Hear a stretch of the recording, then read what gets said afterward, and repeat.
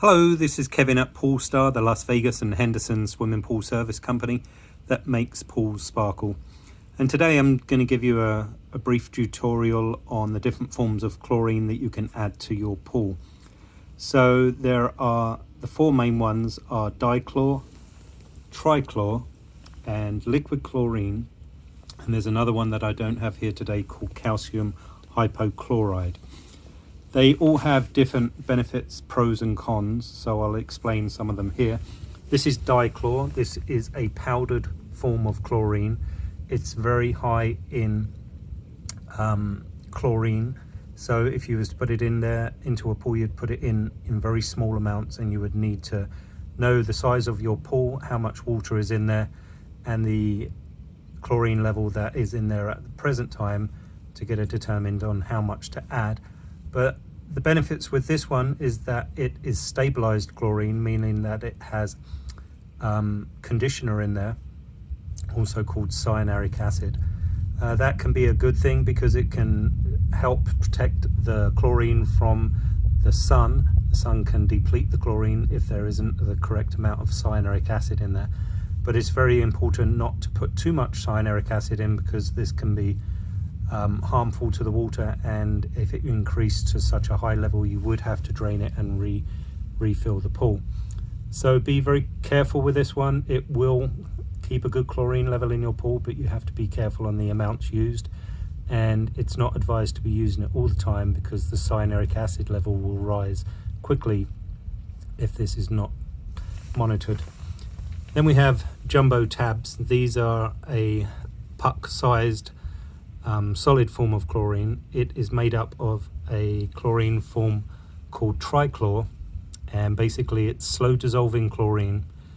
The benefit with this is that it will hold in your water for a long period of time, but it is very strong and high in chlorine, as you can see here. So having it in the tablet form, you can put it into a chlorine dispenser, and as the water runs over the chlorine dispenser, it will slowly dissolve. So it can hold chlorine in your pool for a longer period of time.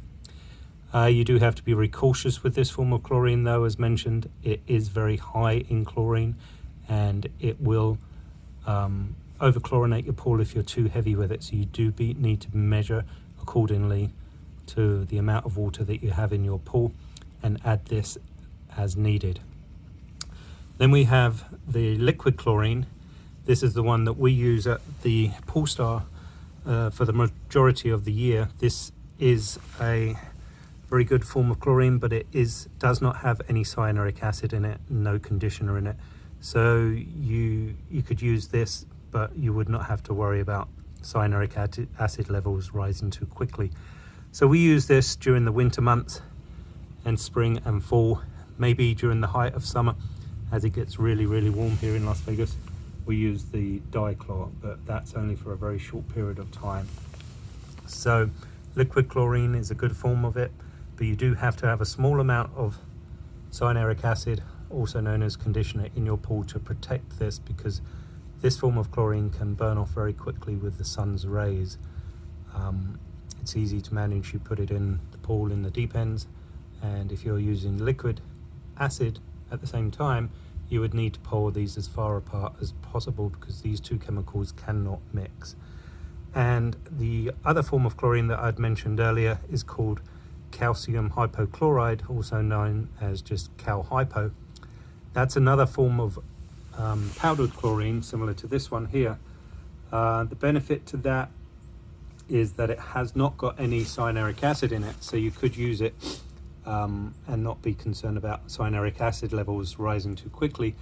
But the downside to that, it is very high in calcium, so it can raise the hardness of the water to a level which would be detrimental, because it could start forming calcium in areas of the pool. So there are pros and cons to all forms of these chlorines. They should be used exactly as described on the manufacturer's instructions that are listed on all of their packaging. Read that very carefully. All of this chlorine can be harmful if not handled correctly. So please do ensure you follow all instructions accordingly and measure as needed going into the pool. you have any questions, please let us know.